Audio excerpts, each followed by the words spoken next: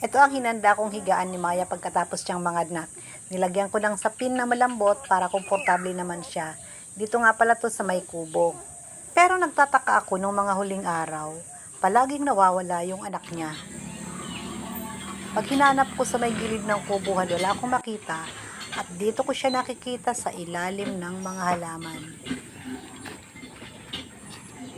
Bakit ka nandyan? Ang layo ng napuntahan mo, ha? Ang layo. Ano ka taisan? Ang damo ng ate.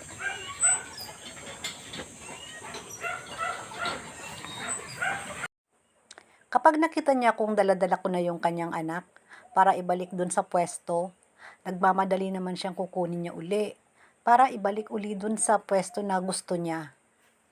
So, hinayaan ko na lang kung saan niya gustong ipwesto yung anak niya. Pero linagyan ko siya ng tali si Maya para hindi niya madala kung saan-saan at baka hindi ko na mahanap. Hindi ko alam kung bakit dinadala niya dyan. Siguro malamig. Presko.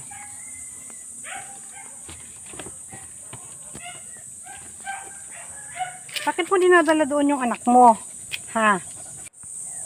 One time, medyo busy ako kaya hinayaan ko na lang si Mayang magpupo mag-isa. Hindi ko na siya sinamahan at tinanggalan ko na lang muna siya ng tali. Tapos,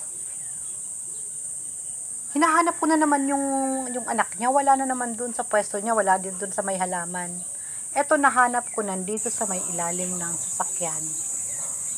Ang teorya ko, talagang hinahanapan niya ng lugar kung saan presko at komportable yung anak niya habang siya ay nagpapadede.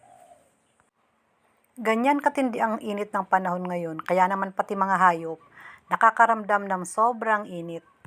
Nakakatuwang pagmasdan na kahit mga hayop lang, pinaparamdam nila ang kanilang pag-aalaga at pagmamahal sa kanyang anak.